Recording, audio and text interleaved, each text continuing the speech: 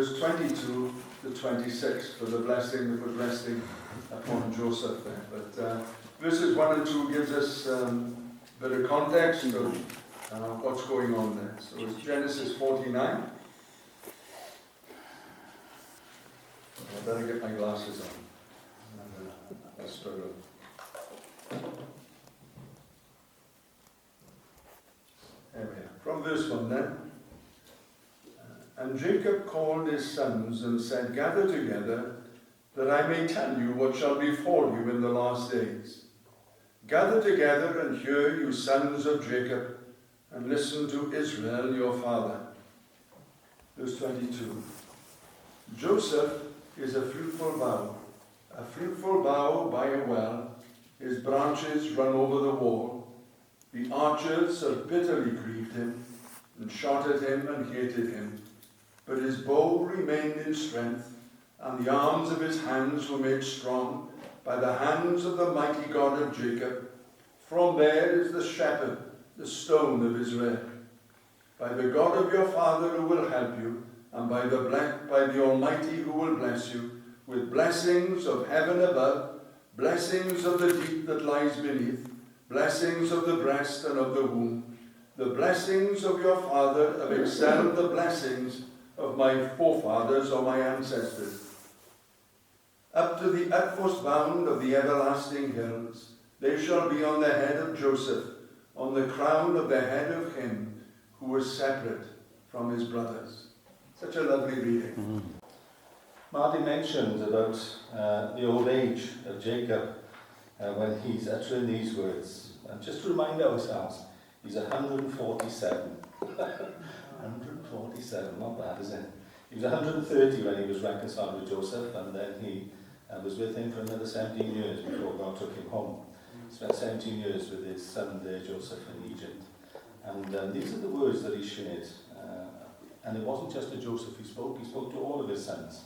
But we're looking at a series of studies on Joseph, so I wanted to focus tonight on what he actually said to Joseph. Verse 22 starts with a wonderful phrase, doesn't it? Joseph, you're a fruitful bough.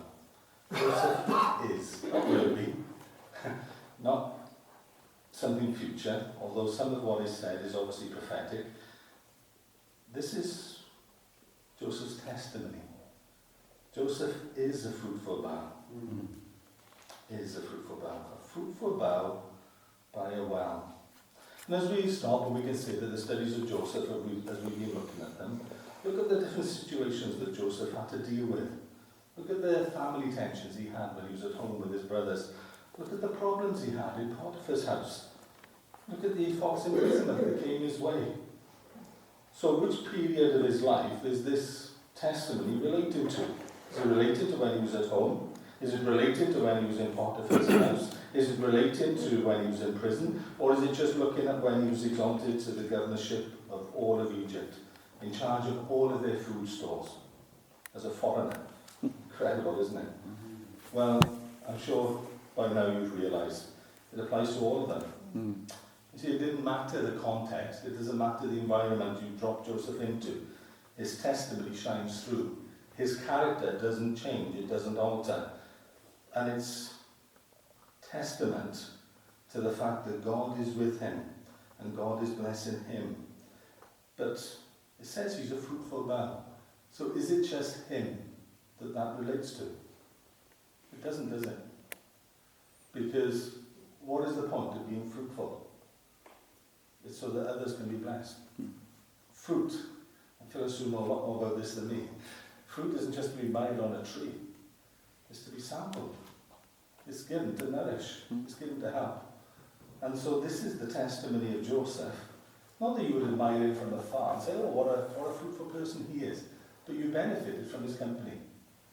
You were blessed from him being there.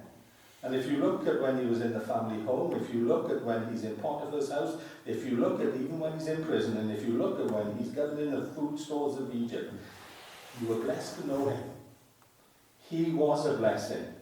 He was fruitful. And he allowed God to use him to be a blessing and to bless others. What is the secret of the fruitfulness? Is he just a good person? Is he just a nice guy? No, again, the verse gives us the answer to that, doesn't it? Joseph is a fruitful bough because he's a fruitful bough by a well. You see, where does the tree get its nourishment from? What does the tree need in order to thrive? Well, it needs that water source, doesn't it? So you see, the evidence of his blessing, the evidence of his walk with God, is the fruit that he bears. But without being by the well and without having the water source, there would be no fruit. Joseph understood this. Jacob understands this. God understands this. We understand this. The ability to bless others doesn't come from within us. It comes from God. And God working through us.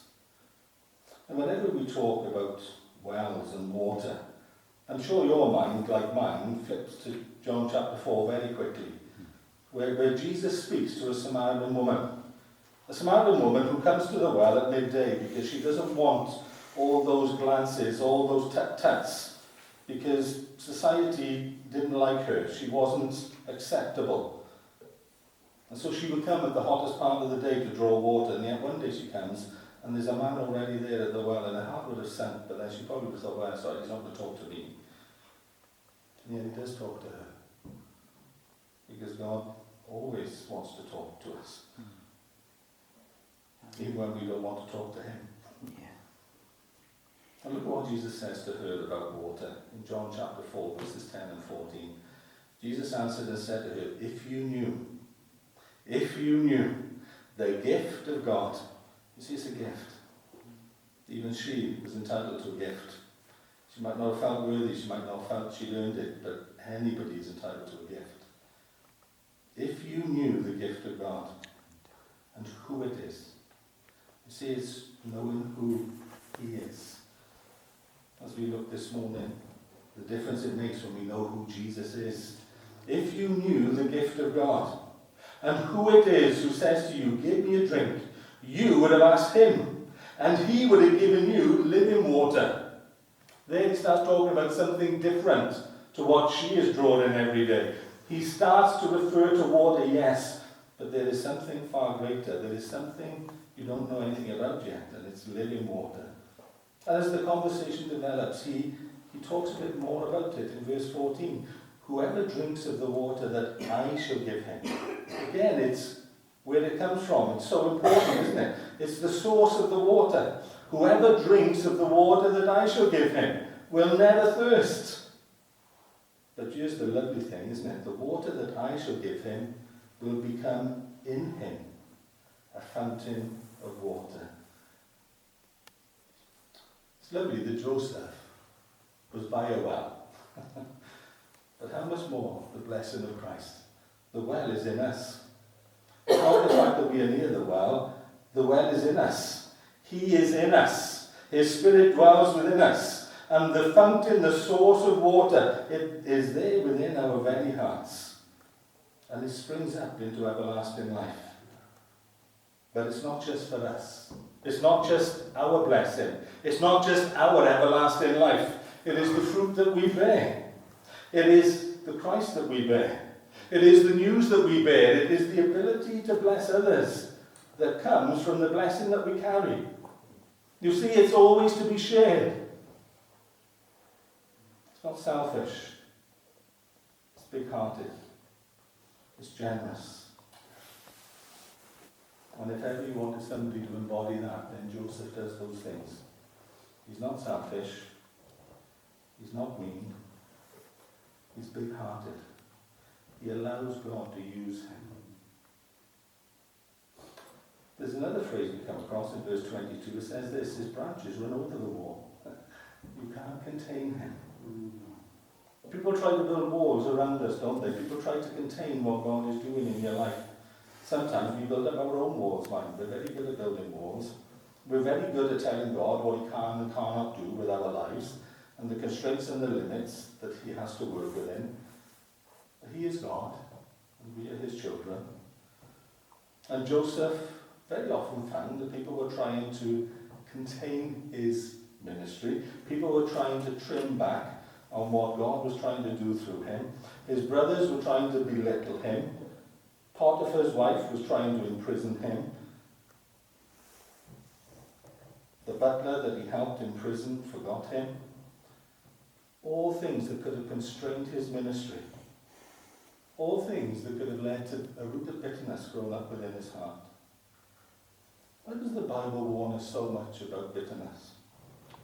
There's nothing about being right or wrong in an argument at all. It's about bearing a grudge. It's about holding on to something. And there have been situations in life when you may well have been in the right. But a few years down the road and you're in the wrong. Because you've held on to that root of bitterness. And the war that was meant to constrict you has been successful. And we haven't been able to break past it. We haven't been able to get over it. We haven't been able to get around it. And our life is limited and restricted because of it. But that is not Joseph's testimony. Joseph's testimony is the exact opposite. His branches run over the wall. Whatever people did, however they went about it, he was victorious. He was victorious. Talks in verse 23 about people taking aim at him. The archers have bitterly grieved him. You see, he's not superhuman. He's not there with this shield of steel where everything is bouncing off and not having any effect on him. No, it's grieving him. What his brothers did to him, the betrayal that he suffered, it grieved his heart. The fact that Potiphar wouldn't believe him and believe the false testimony of his wife, that grieved his heart. The fact that he was forgotten for years in prison, it grieved his heart. He wasn't excused the emotions that we feel. But he didn't allow them to dominate him, and he didn't allow them to determine his future.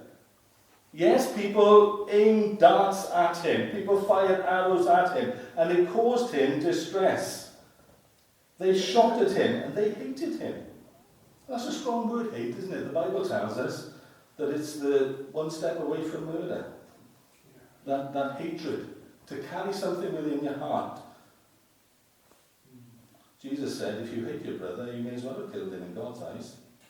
You're as guilty of murder. If you bear that emotion of hatred towards your brother or sister in Christ. And Joseph had received that. He had received hatred. I've mentioned it a few times now. Before his brothers sold him into slavery, their first plan was to kill him. Because that's where hatred leads you. It leads you to murder and death. And that was their heart. That is what they wanted to do to him. They hated him. Potiphar's wife, because he spurned her advances, she hated him for it. She wanted to harm him. She wanted to hurt him. She wanted to penalize him. She wanted him to suffer. You see, he knew what it was to suffer hatred. Not just to be disliked, not just to be misunderstood, to be hated. And through doing no fault, through just being obedient to what it was that God was telling him, being the person that God had called him and asked him to be, and suffering hatred for it. How would we respond? Verse 24 tells us that his bow remained in strength. He was still usable. God could still trust him. He was still strong in his relationship and his walk with God. But again, the Bible reminds us of why. Just like with a fruitful bow, it explains to us it's because he's by a well. Now it says that his hands are made strong, but it says who makes them strong? The arms of his hands were made strong by the hands of the mighty God of Jacob. God strengthened him. God was with him. God gave him the ability to rise above the difficulties of the circumstances round and about him and to put aside the feelings that he knew people had towards him. He knew what God was calling him to do. And he kept his eyes fixed firmly on him. where it talks about the strength that God gave to him, look at what's in brackets. It talks about the shepherd. The shepherd. Again, why is the shepherd there? He's there for the sheep. Think about it. Without the sheep, he's just a man. The shepherd links him to the sheep. He is there for the sheep. And we have a shepherd. We have a shepherd. Christ is our good shepherd. And he's there for the sheep. He looks out for you. He cares for you. Joseph knew what it was to feel the hand of the shepherd upon his life. And he ministered the ministry of the shepherd to those around and about him.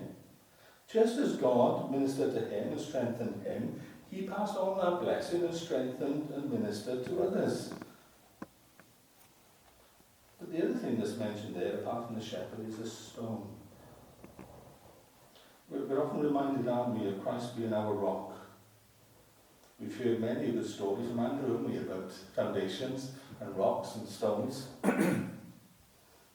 It's so important, isn't it? What are our lives built on? What are we founded on?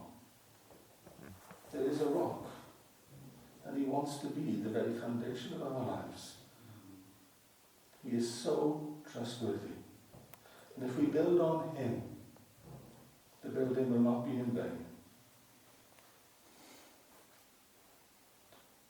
The God of your Father who will help you. You see, God has been talking to Joseph through his father, through this wonderful prophecy. God has been reminding him of how God has been with him in the past. But God now looks to the future as well. And stop and look at the context. Jacob is about to leave him. Jacob, at this point, is the head of the family. Jacob, for the last 17 years, Joseph has been blessed by being with his dad. And yet now he knows that his father is preparing him for his leaving. But as Jacob is talking about his own leaving, he reminds him of who will never leave him. He reminds him of who will always be with him. And the God of your father who will help you. Jacob knew the time that he was able to help Joseph was coming to an end, as it does for all of us. The windows of opportunity that God gives us to bless one another, to be a part of each other's lives, it is but for a season. Even if there's people who've been our friends right through school to their dying day, it is but for a season. There will come a time when that help and that friendship comes to an end. But there is one who never leaves us. And there is one whose help is always there for us. And he is the God of our fathers. And he is the God of today. And he is the God of tomorrow. He is the Christ who is never changing. He is the Alpha and Omega, the beginning and the end. And we don't know where our paths are going to go. We don't know what is ahead of us. But we know who is ahead of us. And we know who does know. And we know that he will help us. He will not leave us. Again, remember the shepherd in the east does not drive the sheep from the back. He leads them from the front. We looked this morning, didn't we, about the fact that God leads us. He just asks us to follow him. And right throughout our life, we're always having that challenge, aren't we, to follow him, to take one more step, to open one more door, to break down one more wall. The God of your Father, he will help you. And not only will he help you, he will bless you. That is the promises that have been given to Joseph. This wonderful God that you can look back upon in your own life and you can see his good hand upon your life. He is never going to leave you. And his help will be available to you and his blessing will be available to you. And he'll never withdraw it and he'll never take it away.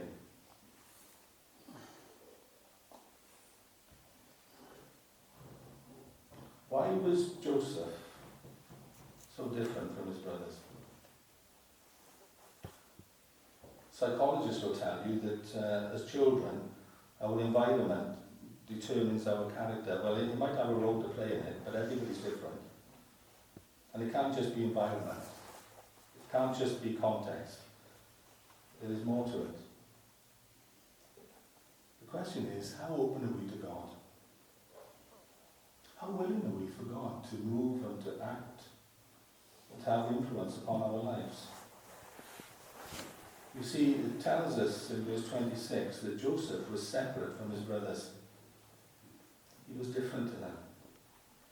He had different ideas, he had different desires, he had different motives. Well, whose ideas, whose desires, and whose motives did he have? He was listening to another voice. He was listening to God's voice. And he was willing to go and to be led of God. And even if others weren't willing to go with him, he knew what God was doing in his life. And he was willing to push on. And yes, it did put a difference between him and his brothers. But God was with him. God was with him.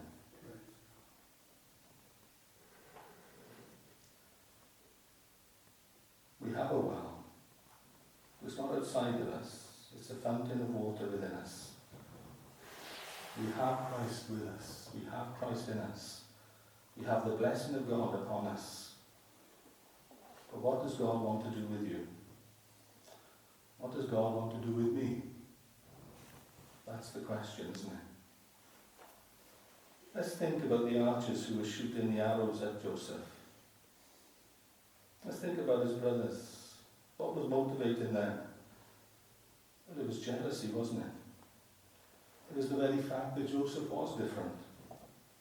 As you see, if he's walking with God and if he's pushing on and they're not, it's like in work, isn't it? When you've got somebody who's industrious and other people who aren't.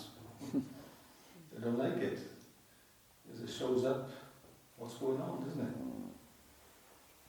You see, every time their brothers looked at Joseph, he was testimony to what they could have. He was testimony to what God was able to do for and in them as well, if they would but yield to God.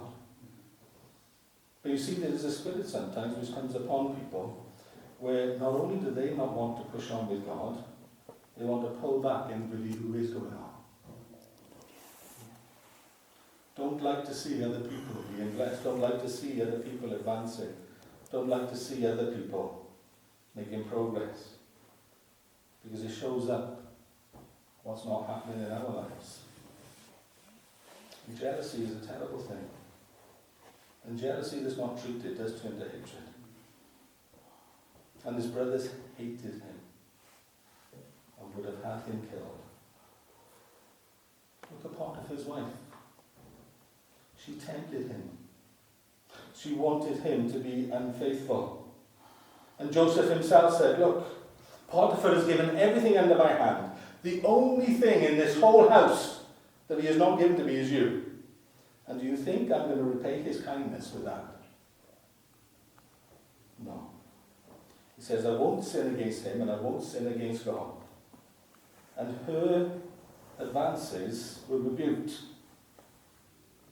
And again, she looked at somebody who was going on, who wouldn't be pulled back. And again, she hated him for it. And so she wanted her revenge. So she comes up with a story that he has attacked her. She flips it completely on its head.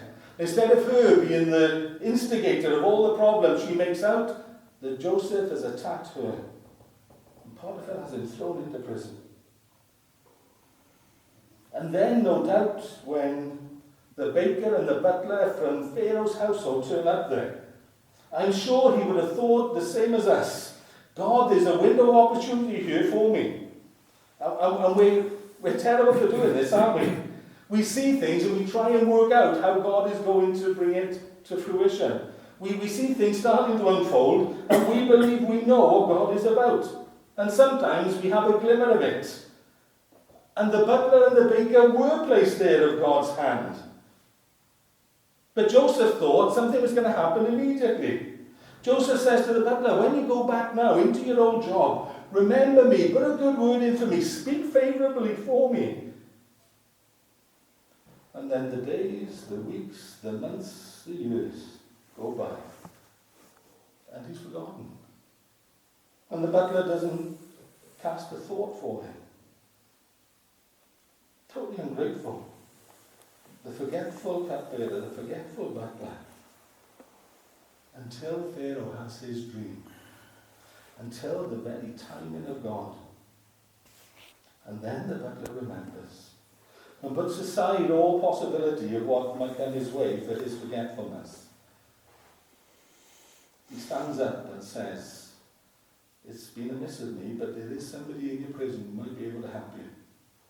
And at that time he speaks up for Joseph, and Joseph is brought, and instantly he goes from waking in the morning as a prisoner to going to bed at night as the second in command of all of Egypt, in charge of all their food stocks for 14 years. Absolutely incredible what God has done in his life. But the path that took him there lasted for years. Years. 13 years.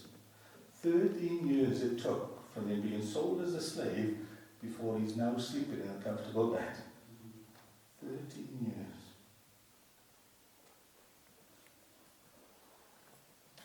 It took another 9 years for him to be restored to his father. You see, not things that we remember sometimes. Because we know the story, we just turn a page. But stop and think about it. He had to be faithful to God. And when it says God made him strong, God gave him strength, this is not an overnight thing. This is things that took years to filter through, years to work out. There are some things that God does in our life, and they're short things, aren't they? We see the beginning, the fruition, we see the end of it all, we see it being worked out, and we can see it all within a time frame that may be weeks, months, even a few years. But there are other things that God is doing in our life, and we will not see the fruition of them. We won't, because it's for generations to come. It's for people who the fruition of it isn't within our sight. Because our part in their journey and the blessing that we gave to them would have been when they crossed our path once. And we don't see where that leads, and we don't see where that goes. But there's a God in heaven who's a wonderful shepherd, who's not just caring for me and you, he's caring for so many. And he's not just weaving the path of my life and of yours. He is weaving and interweaving the paths of so many. He has a view that goes beyond the horizon. He sees the beginning from the end. He sees around corners. He sees the start from the end itself. He knows it all. And this is our God. Just as we come to a close, I'm sure you can see the similarities we find here with Christ. The one who suffered so much, misunderstanding even from within his own family. His half-brothers at one stage thought he'd gone completely mad.